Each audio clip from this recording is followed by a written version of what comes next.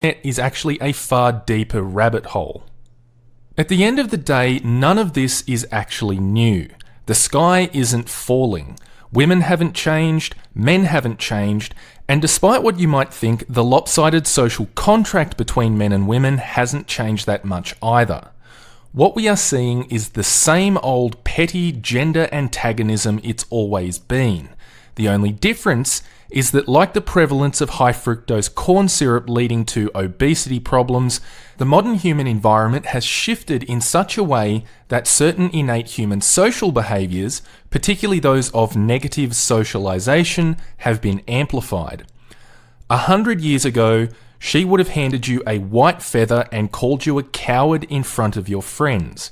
Today, she will post your picture on Twitter and call you a misogynist in front of 50,000 people. Welcome to the current year, same as it ever was, just bigger.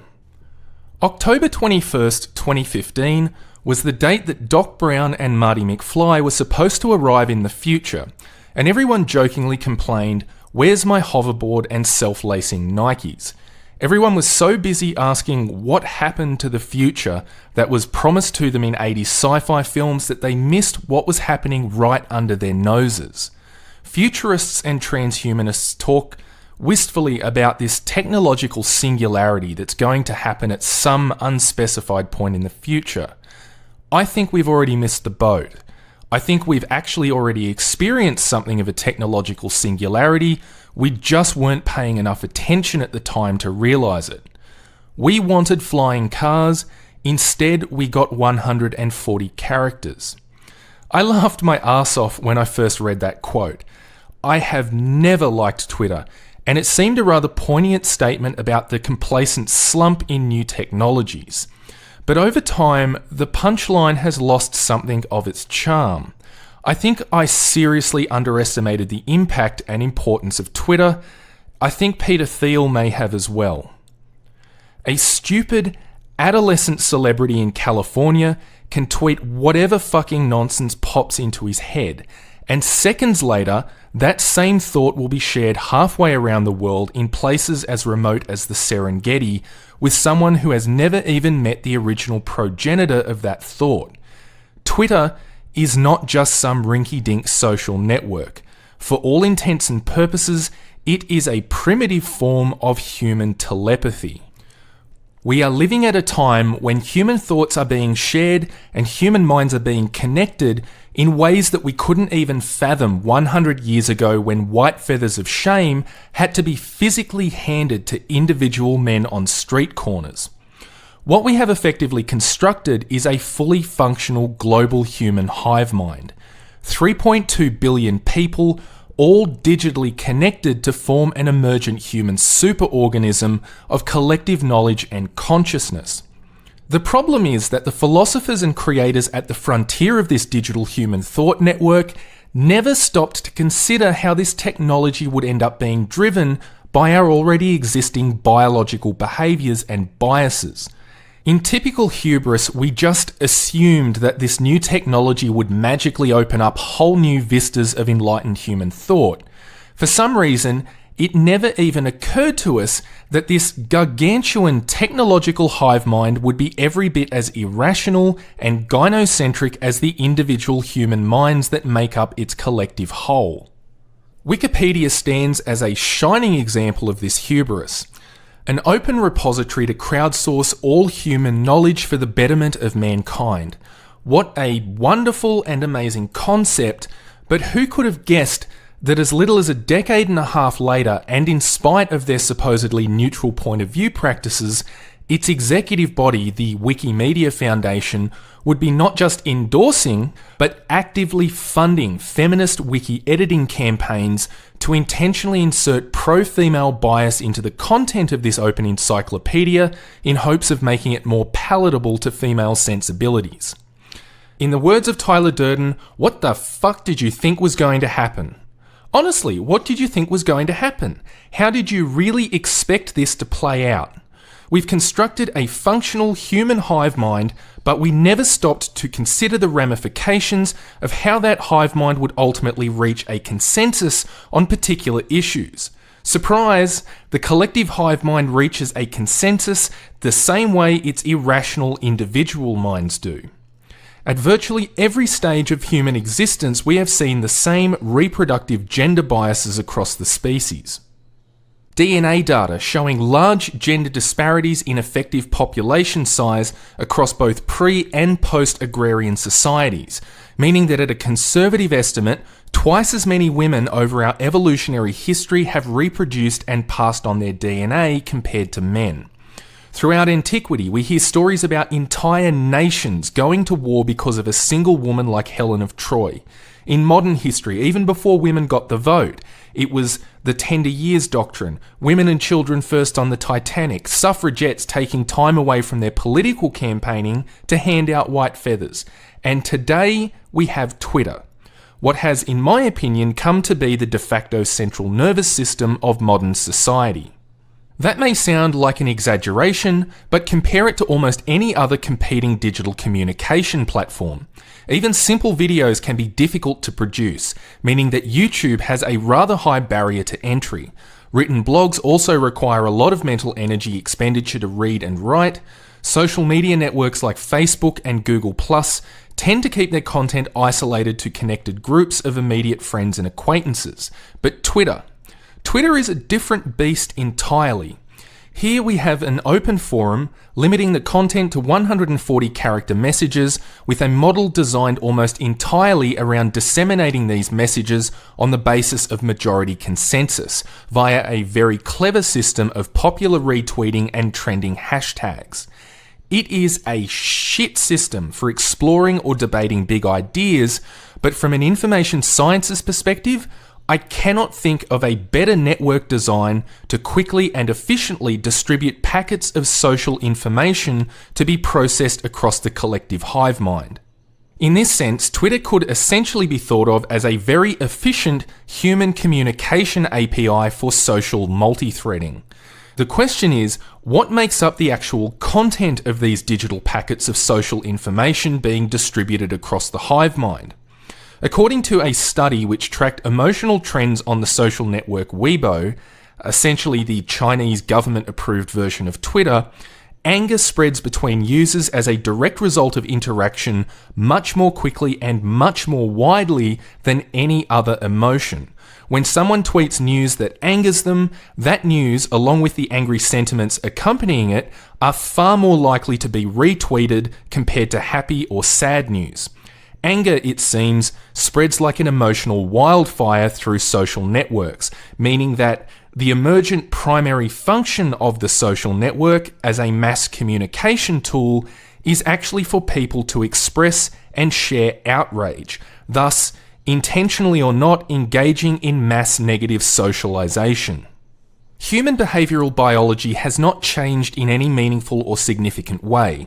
The internet has simply helped to streamline these innate human social tendencies and scale them up in a previously unfathomable way. And over here on the other side of the bamboo curtain, Twitter is at the centre of this. As I said, compared to all the competing methods of online communication, Twitter is the most refined for social multi-threading across the internet's hive mind. So it's no surprise that it's been adopted by virtually everyone, from Joe Nobodies to celebrity entertainers, multinational corporations, and federal politicians. That entire CNN blackmail debacle mentioned earlier all happened because the fucking President of the United States retweeted some GIF originally posted by an anonymous Redditor. Simply catching a glimpse of the president used to be a big deal, but there are no 6 degrees of separation anymore. The old monolithic structure of social governance has been made effectively obsolete and replaced with a new parallel system, where everyone can now directly communicate with everyone else on the same level. The authoritarian structures that now exist within this social framework are no longer the heads of state, but rather the social trends that organically emerge from this collective consensus. And what tends to organically emerge from this collective consensus are our underlying socio-biological behavioural biases, disproportionately anger, and specifically anger at anything that even remotely affects women in some negative way. Case in point, Gamergate. Women are apparently an oppressed minority, gamers are dead, and if you disagree at any point, you're a woman-hating misogynist. Anti-Gamergate is very clearly an authoritarian movement with all of the classic hallmarks. Dubious claims of victimhood followed by idea suppression through systemic othering based on identitarian group bias. But it is not one with an ideological leader or defined mandate that was voted for or even seized power. It is an oppressive, authoritarian social movement that organically grew out of mass social media consensus, ultimately rooted in our biologically innate and irrational concern for women. The federal government of my own country has already started to revoke travel visas on the basis of social media campaigns and online petitions. What type of individuals find themselves the subject of these social media campaigns? That evil misogynist rapper Tyler the Creator, wife-beater Chris Brown, and wicked anti-abortion activist Troy Newman. I don't even agree with everything that these individuals stand for, but do any of these three men really pose a serious security threat to the Commonwealth of Australia? Because the only real threat I see posed by these three men is a threat to the collective feelings of Australian women. However, with enough traction on social media, that on its own is enough of a reason for federal governments to start revoking visas. What happened to the future? Well, we missed it, didn't we? We thought it was just 140 characters, but traditional politics became obsolete right under our noses. At some point, Western civilization underwent a massive paradigm shift from representative democracy to direct democracy, and nobody even noticed.